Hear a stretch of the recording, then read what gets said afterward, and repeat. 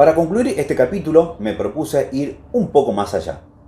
¿Podemos concebir qué tipo de propuestas, además de aquellas que conservan vigencia casi sin retoques, como en el caso de las modificaciones constitucionales que reseñamos, qué estilo de soluciones propondría Peiret en este momento teniendo en cuenta el desarrollo de las tradiciones que lo nutren?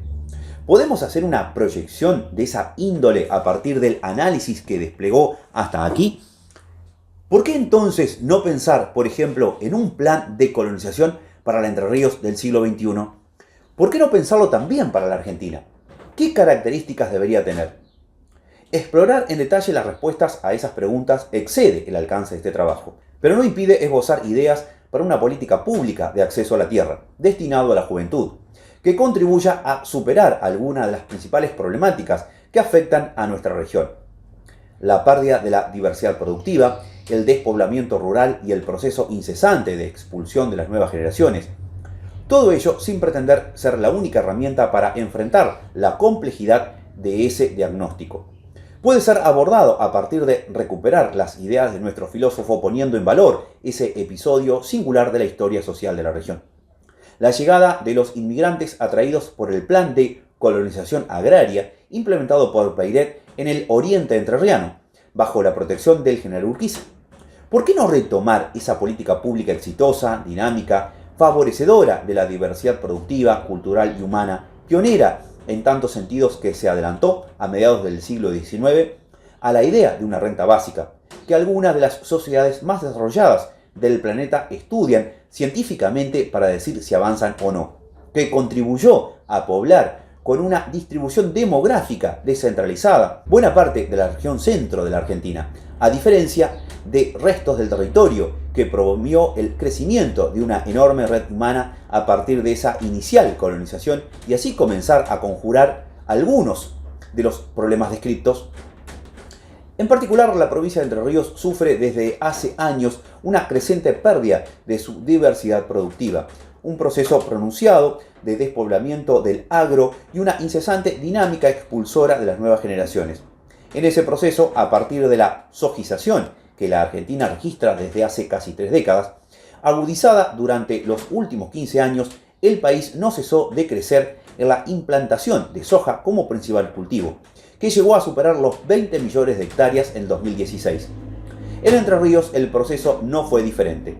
De 810.000 hectáreas en 2002, se superaron los 2 millones en 2019.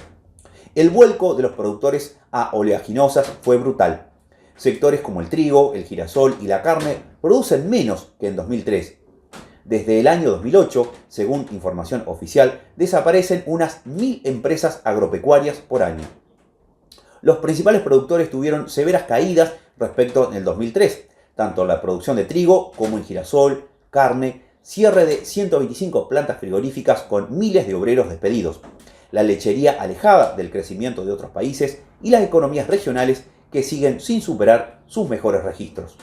Lo más grave es la desaparición de los pequeños y medianos establecimientos productores. El Censo Nacional Agropecuario del 2018 confirmó que esas cifras no se revirtieron. Entre 2002 y 2018 se perdieron más de un cuarto de los establecimientos agropecuarios del país. El INDEC señaló como resultado final que el número de explotaciones agropecuarias con límites definitivos es de 221.207. De modo que en esos 16 años la Argentina perdió 76.218 explotaciones agropecuarias, una reducción del 25.6% en total de establecimientos. Ese mismo censo arrojó que en la provincia de Entre Ríos hay 13.873 explotaciones agropecuarias, una cifra que es casi la mitad de las existentes en 1988. Es decir, que en 30 años desaparecieron más de 13.000 empresas agrarias, se profundizó la concentración económica y creció el éxodo de familias y trabajadores rurales, generando mutaciones en aspectos demográficos. Solo el crecimiento de la concentración de la producción en pocas manos puede explicar un dato semejante. Esas miles de explotaciones agropecuarias son todas ellas pequeñas y medianas, y junto con ellas se arrastra la caída de la vida de muchos pueblos del llamado interior del país. El Censo Nacional de Población, Hogares y Viviendas 2010 corroboró el retroceso de las regiones del interior en términos demográficos.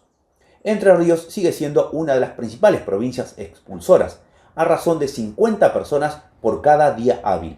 Eso ocurre desde hace 60 años y continúa en pie.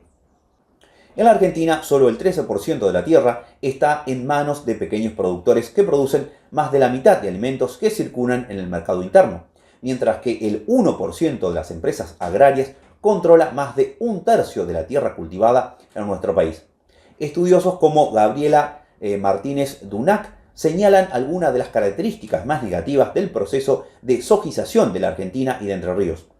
Creciente fragilidad de la economía al orientarse progresivamente hacia un modelo de monocultivo, desarrollo de una producción altamente dependiente de insumos importados y controlados monopólicamente por empresas transnacionales, retroceso de producciones tradicionales, con impacto negativo tanto en su aprovisionamiento para el mercado interno como en el deterioro de las condiciones agroecológicas que habían permitido el desarrollo de producciones más sustentables y orientadas en algunos casos hacia el autoconsumo, aceleración de procesos de despoblamiento de las áreas rurales como consecuencia del abandono de la chacra mixta, del menor requerimiento de manos de obra asociadas a las prácticas culturales de este cultivo, sobre todo a partir de la siembra directa, y a los procesos de empobrecimiento y crisis social derivados de los constantes aumentos de escala y concentración económica.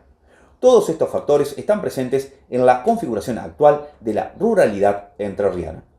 En el Congreso de la Nación existen varios proyectos presentados en un sentido convergente a estas ideas.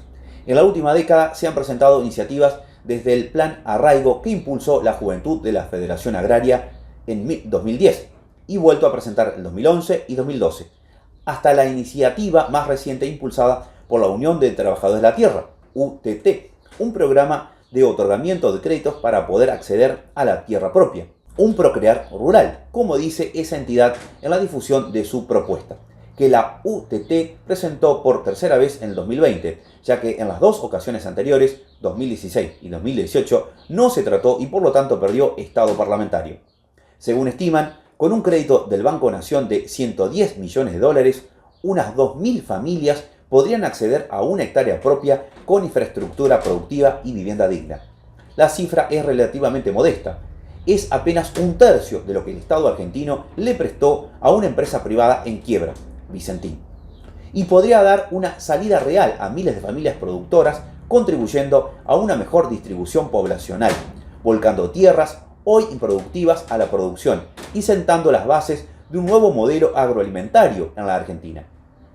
Ambas propuestas evidencian aspectos positivos en relación con el estado actual de concentración de tierras y de desaparición de emprendimientos rurales, pero están lejos de constituir un plan que apunte a un arraigo masivo de jóvenes hacia la ruralidad. Son más bien paliativos para amortiguar el actual despoblamiento y sin incidencia en el panorama de las grandes extensiones de tierras en manos privadas.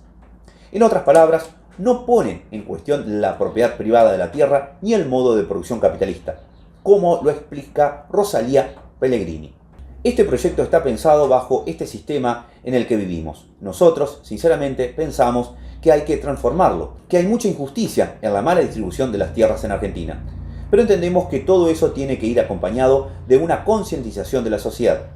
Tiene distintas propuestas de acceso, como la compra a un privado que quiera vender o también poner en discusión la cantidad de tierra del Estado que hay en Argentina, en mal uso u uso improductivo. ¿Por qué no pensar en poner a disposición esa tierra para la producción de alimentos? Es algo que el Estado tranquilamente podría realizar. No entra en contradicción con intereses. Lo que queremos es un campo sano que produzca alimentos y también ir hacia una democratización de la tierra. Hay más proyectos en el Congreso. En el 2013 se había presentado uno para la protección, conservación y desconcentración de la tierra. Jorge Cardelli, expediente 7323 de 2013.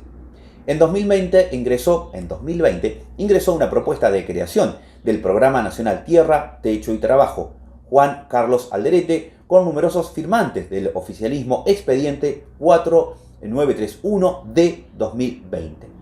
Una política pública que se proponga contribuir a combatir los tres aspectos centrales del diagnóstico ya mencionado. Deberá aspirar a una mayor radicalidad. Debe proponerse no solamente favorecer que las generaciones jóvenes no abandonen la ruralidad, sino además atraer a jóvenes oriundos de las ciudades para que lo rural se transforme en una opción de vida atractiva y seductora. En una dirección, alguna de las líneas podría inspirarse en el plan de Urquiza y Peiret, con los aportes ya comentados de Horn, y con el añadido de las actuales tendencias en agroecología, que podría contener una política pública actual, realista pero audaz, en orden a dichas intenciones. Un paquete de beneficios para parejas jóvenes que quieran sumarse al plan a partir de acceso a la tierra, con la tecnología disponible en la actualidad, compartiendo entre diferentes familias las herramientas más costosas, capacitaciones gratuitas, semillas, una renta básica temporal, es decir, un ingreso mínimo asegurado, hasta que la producción se ponga en marcha. Inversión pública para asegurar buenas vías de comunicación, acceso a la conectividad, Wi-Fi, caminos rurales, escuelas donde no las hay y otras cuestiones básicas de infraestructura, por convenio con gobiernos provinciales y municipales que se integren al programa. Una política pública de ese tipo, pensada a 20 o 30 años, podría iniciar un proceso virtuoso de transformación de la ruralidad actual en Entre Ríos y en la Argentina, en un camino de desarrollo rural, social, ambiental y económicamente sustentable. En suma, como escribió Peiret, ¿habrá mucho de utópico en lo que estoy diciendo? Puede ser, pero hemos visto más de una utopía convertida en realidad. Y cuando uno considera los dilatados campos de la América del Sur, esas planicies que se extienden hasta perderse de vista, no concibe por qué sería inaplicable la utopía que estoy pensando. La misma naturaleza nos convida a hacer el ensayo.